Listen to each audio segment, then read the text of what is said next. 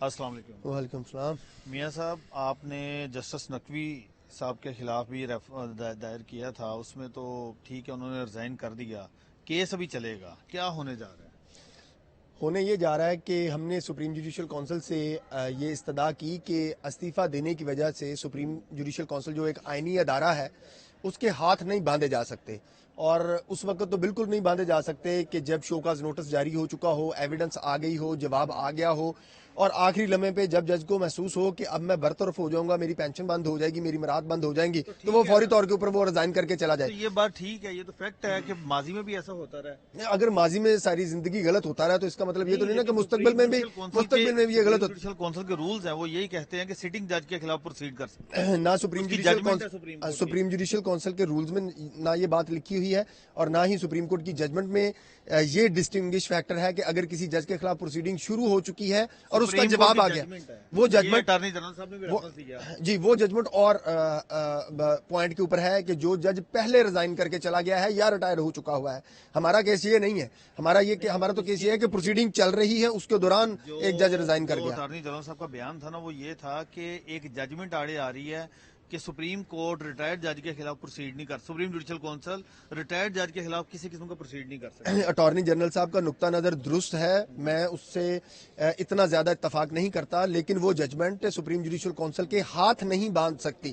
یہ نہیں ہو سکتا کہ پاکستان کے اندر ایک جج رنگے ہاتھوں کرپشن کرتا ہوا پکڑا جائے، اور جب اسے پتا چلے کہ اب میری گرفتاری کا وقت آ رہا ہے، برطرفی کا وقت آ رہا ہے، تو اس وقت آپ وہ ریزائن کر کے چلے جائے۔ اس کا تو مطلب یہ ہوا نا پھر سپریم جوڈیشل کونسل ایک انڈائریکٹ طریقے سے آپ نے ڈس فنکشنل کر دی، پھر سپریم جوڈیشل کونسل کا کام کیا رہ گیا؟ اٹارنی جنرل نے یہ کہا تھا کہ ہم اس ججمنٹ کے خلاف اپیل دائر کریں گے، یعنی جب تک وہ ججمنٹ ڈیسائیڈ نہیں ہوتی میرے خیال میں یہ پروسیڈنگ آگے نہیں چلے گی۔ اسی لیے سپریم جوڈیشل کونسل نے اس کیس میں، اس پروسیڈنگ میں 15 فروری کی جو ہے وہ تاریخ ڈالی ہے، لیکن اپیل دائر ہونے جا رہی ہے۔ اپیل دائر ہو رہی ہے اٹارنی جنرل کی سٹیٹمنٹ کے مطابق، تو وہ اپیل دائر کرنے جا رہے ہیں۔ یہ نہیں ہو سکتا کہ ایک جج جو ہے وہ انسٹیٹیوشن، ایک مہربانی اور بھی کرنی چاہیے سپریم جوڈیشل کونسل کو کہ جن ماضی میں جن ججز نے اسی ڈر کی وجہ سے ریزائن کیا، وہ آج بھی مراد انجوائے کر رہے ہیں، سکواڈ لے کے پھرتے ہیں، وہ تو کم از کم ان سے واپس لینا۔ شفاق صاحب کیس تھوڑا سا مختلف ہے نا، اگر تو کسی جج کے خلاف پروسیڈنگ جاری تھی،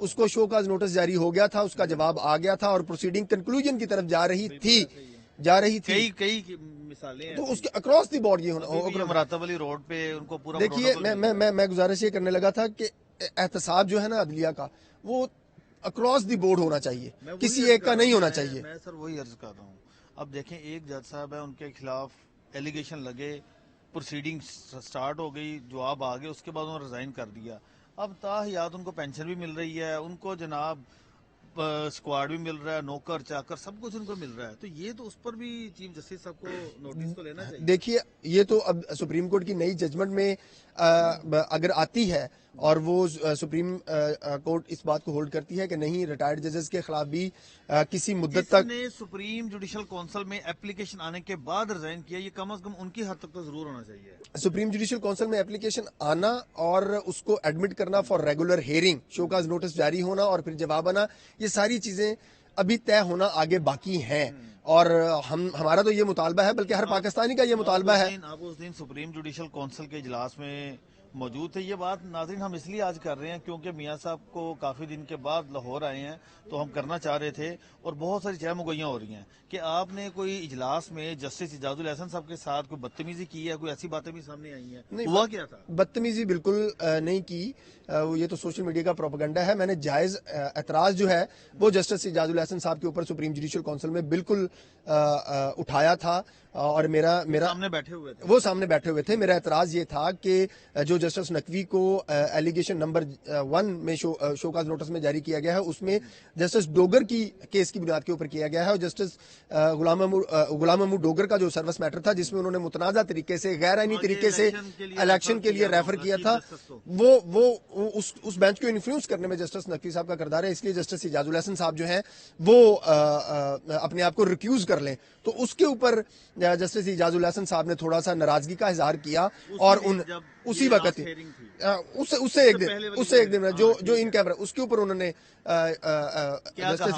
اجاز الحسن صاحب نے کہا کہ یہ دیکھیں چیف جسٹس کو شکایت لگائی، انہوں نے چیف جسٹس کو شکایت لگائی. پہلے تو جسٹس نزار نقوی نے بھی میری شکایت لگائی تھی اور میری زبان بندی کروا دی تھی.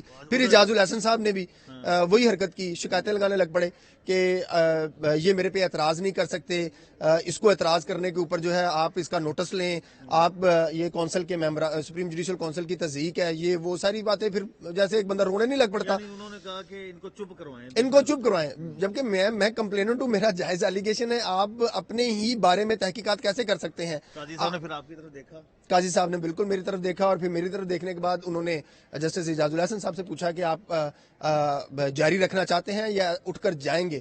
تو جسٹس اجاز الحسن صاحب نے کہا کہ نہیں جی میں پروسیڈنگ کنٹینیو کروں گا. اس کے بعد پھر انہوں نے میرا اعتراض جو ہے وہ انڈائریکٹلی پھر ٹرن ڈاؤن کر دیا. پھر میں نے جسٹس اجاز الحسن کے خلاف سپریم کورٹ میں درخواست دائر کی. یہ جو آخری ہیئرنگ ہوئی تھی جس میں اجاز الحسن صاحب نہیں بیٹھے اور اٹھ کر چلے گئے تھے، مجھے اور اس سے اگلے دن استعفیٰ آ گیا. بہت ساری خبریں سوشل میڈیا پر گردش کرتے ہیں. کوئی کہتا ہے کانسٹیٹیوشنل ایونیو 1 کا ایشو ہے، کانسٹیٹیوشن ہے. اس کے بعد کوئی کہتا ہے کہ انہوں نے اور بھی کام کیا. آپ بتائیں کیا خبر ہے آپ کی؟ دیکھیں میرے جو ذرائع ہیں نا وہ یہ کلیم کر رہے ہیں کہ کانسٹیٹیوشنل ایونیو والا تو ایک ٹھوس ایلیگیشن ہے ہی ہے، لیکن جسٹس اجاز الحسن اور جسٹس ثاقب نثار کی ایک ویڈیو موجود ہے، وہ پاناما کیس سے ریلیٹڈ ہے. وہ ایک کمرے میں ایک 2 سیٹر کے اوپر یہ دونوں جج صاحبان بیٹھے ہوئے ہیں. جی دونوں جج صاحبان بیٹھے ہوئے ہیں، وہ دونوں جج صاحبان بیٹھے ہوئے ہیں اور وہاں پر وہ جو مرحوم جج ہیں احتساب عدالت کے وہ بھی ہیں اور سرکاری افسران بھی موجود ہیں. جج ارشد ملک صاحب وہ موجود ہیں اور ان کو ڈائریکشنز دی جا رہی ہیں. اس ویڈیو میں وہ آواز سنی جا سکتی ہے کہ معزز جج صاحب جو ہیں وہ کہہ رہے ہیں کہ آپ نے اس وقت کی ہے جب نواز شریف کو سزا سنائی جی یہ ویڈیو اس وقت کی ہے اور جن لوگوں نے یہ ویڈیو فراہم کی ہے اور جسٹس اجاز الحسن صاحب کو دکھائی ہے، اس کے بعد جسٹس اجاز الحسن صاحب کے پاس ڈیفنس کوئی نہیں تھا. آپ ایک ٹرائل جج کے آپ ٹرائل کورٹ کے یعنی ان کو وہ ویڈیو واٹس ایپ کی گئی یا پاس آگے کسی نے دکھائی؟ یہ کیا؟ یہ تو راز جسٹس اجاز الحسن صاحب جانتے ہیں کہ ان کو وہ ویڈیو کیسے کنوے کی گئی ہے، لیکن میرے ذرائع کے مطابق جسٹس اجاز الحسن صاحب نے دوسرا منٹ نہیں لگایا وہ ویڈیو دیکھنے کے بعد، جس میں وہ اتنی خوفناک کہ وہ آپ ٹرائل کورٹ کے جج کو بلا کے کہہ رہے ہیں کہ آپ نے اس طریقے سے ایویڈنس ریکارڈ کرنی ہے، یہ فیصلہ ہوگا، یہ گواہ آئے گا، اس طریقے سے آپ نے کیس کو لے کے چلنا ہے. جی وہ بالکل آپ اس کو 6-6.5 منٹ کی ویڈیو کو دیکھیں نا تو آپ کو 6.5 منٹ جی وہ آ جائے گی، وہ منظر عام پر آ ہی جانی ہے. آج نہیں آنی تو کل آنی ہے، آ جانی ہے بہرحال وہ ویڈیو منظر عام کو. اور وہ ایک ایسی ویڈیو تھی جس کا جسٹس اجاز الحسن صاحب کے پاس جواب نہیں تھا. میرے ذرائع کے مطابق تو وہ ایک ویڈیو ہے جو جسٹس اجاز الحسن صاحب کے حوالے سے موجود ہے، ریکارڈ کے اوپر موجود ہے. انکشاف کر رہے ہیں کیونکہ بہت سارے لوگ ناظرین یہ باتیں کر رہے ہیں، کوئی ان کے خلاف کوئی ریفرنس آنے والا تھا، کوئی درخواست آنے والی تھی، لیکن جو میاں داؤد ایڈوکیٹ صاحب ہیں جنہوں نے مظاہر نقوی صاحب کے خلاف بھی ریفرنس دائر کیا، وہ یہ کلیم کر رہے ہیں کہ ان کے خلاف کوئی ویڈیو تھی. جی وہ ہمارے ذرائع کے مطابق اس ویڈیو میں جو ڈسکشن ہے نا وہ آپ کسی کو بھی دکھائیں گے، پبلک کریں گے، وہ آڈیو آ رہی ہے، بالکل آ رہی ہے. اور جس نے وہ ویڈیو جسٹس اجاز الحسن صاحب کو دکھائی ہے یا کسی اور کو بھی، جس کو بھی دکھائی ہے. میں 1 منٹ کے لیے آپ کی بات کو مان لیتا ہوں کہ یہ ویڈیو آئی ہوگی. یہ ویڈیو اس وقت تو جنرل فیض DGIS پوری رجیم ان کی تھی، تو یہ پھر کس نے بنا کے ویڈیو اس وقت آگے دے؟ دیکھیے اشفاق صاحب، ہمارے جج صاحبان کے لیے نا ان 2 استعفوں میں بہت بڑا سبق ہے. یہ جج صاحبان جب تک اسٹیبلشمنٹ کے ہاتھوں میں کھیلنے سے باز نہیں آئیں گے، ان کی اسی طریقے سے ویڈیوز اور آڈیوز جو ہیں وہ بنتی جائیں گی. یہ سمجھتے تھے جسٹس اجاز الحسن کہ یہ نگرانی کر رہے ہیں، لیکن ان کی بھی نگرانی ہو رہی تھی. کون کر رہے ہیں؟ جو ان سے کام کروا رہے تھے، جو ثاقب نثار کو چلا رہے تھے، جنرل فیض، جنرل باجوہ، اس وقت کے جتنے بھی جو فوجی افسران تھے جو اس وقت ججوں کو ساتھ لے کے عمران خان کو ایویڈنس رکھا ہوا تھا. اور آج اگر وہ ویڈیوز اس طرح کی ویڈیو سامنے ہیں تو لا محالہ انڈائریکٹلی میں اس بات کا تصدیق نہیں کر سکتا، لیکن یہ ویڈیوز جاتی تو ان کے پاس ہی ہو سکتی ہیں اور کسی کے پاس نہیں ہو سکتی، اور کسی کے پاس اتھارٹی نہیں ہے، اور کسی کے پاس ان کا ملنا جلنا نہیں تھا، اور کسی کے کہنے کے اوپر یہ پاناما کا ٹرائل نہیں کنڈکٹ کر رہے تھے. جیسے شوکت عزیز صدیقی صاحب کی جو ہے تقریر اسلام آباد ہائی کورٹ بار والی، وہ ساری کی ساری یہی کوریبوریٹ کرتی ہے. آپ اس کو ملا کر دیکھ لیں، اور جو ہمارے ذرائع اس ویڈیو کا ذکر کر رہے ہیں اور لوکیشن بتا رہے ہیں اور ویڈیو میں گفتگو بتا رہے ہیں، اس کے مطابق تو یہ اب یہ جو ویڈیو آپ کہہ رہے ہیں کہ کچھ دنوں تک منظر عام پر آ جائے گی، اب جب یہ ویڈیو آئے گی تو کیا چیف جسٹس پاکستان جسٹس قاضی فائز عیسیٰ صاحب کو پروسیڈ کرنا چاہیے اعجاز الحسن صاحب؟ بالکل کرنا چاہیے. سپریم جوڈیشل کونسل کو ہر وہ کام کرنا چاہیے جس سے سپریم کورٹ کی عزت، عدلیہ کی عزت بحال ہو سکتی ہے، اور وہ ایک ہی طریقے سے بحال ہو سکتی ہے اگر عدلیہ کے اندر موجود جو کالی بھیڑیں ہیں نا ان کو نکالا جائے، میرٹ کے اوپر ججز جو ہیں وہ تعینات کیے جائیں جو آئین اور قانون سے آئین اور قانون کے مطابق جو ہے وہ فیصلے کریں. اس طریقے سے فیصلے نہ کریں جس طریقے سے جسٹس اعجاز الحسن سے لے کے اور جسٹس ثاقب نثار تک جو ہے وہ اسٹیبلشمنٹ کے پپٹ بن کر کام کر رہے تھے. جب وہ پپٹ بنیں گے تو پھر ان کی ایویڈنس بھی ہوگی.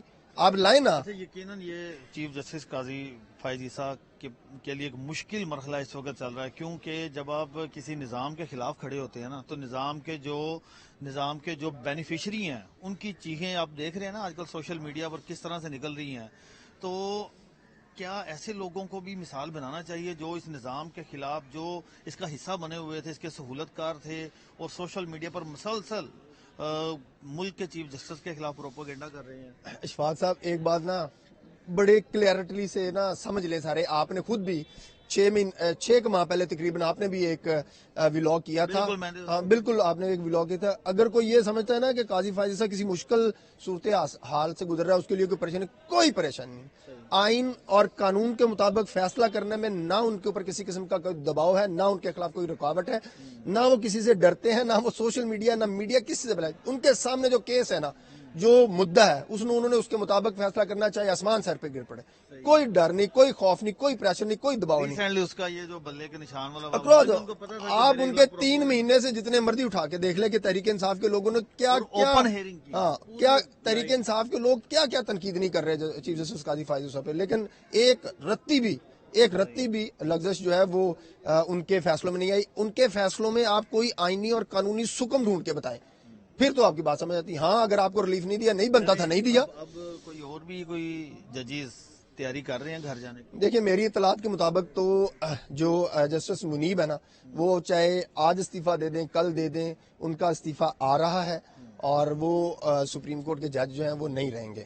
صحیح ہے. منیب صاحب، جسٹس منیب اختر صاحب، ان کا تو ویسے کوئی رول نہیں ہے. یہ تو آنے والے وقت میں پتہ چلے گا، لیکن میری اطلاعات ایسی ہیں کہ جسٹس منیب صاحب جو ہیں وہ سپریم کورٹ کے جج نہیں رہیں گے. چلیں دیکھتے ہیں کہ کس حد تک یہ جو صفائی کا عمل ہے کس حد تک یہ جاری رہتا ہے. دعا کریں، پورے پاکستانی قوم کو جو ہے دعا کرنی چاہیے کہ وہ ادارہ جو سب کا احتساب کرنے کا دائی ہے، عدلیہ، وہ اپنا احتساب جو ہے وہ کرے. انہوں نے بنیاد تو ڈال دی ہے لیکن اس کو اکراس دا بورڈ کرنا چاہیے. پینشنیں بھی بند کرنی چاہیے ان ججوں کی.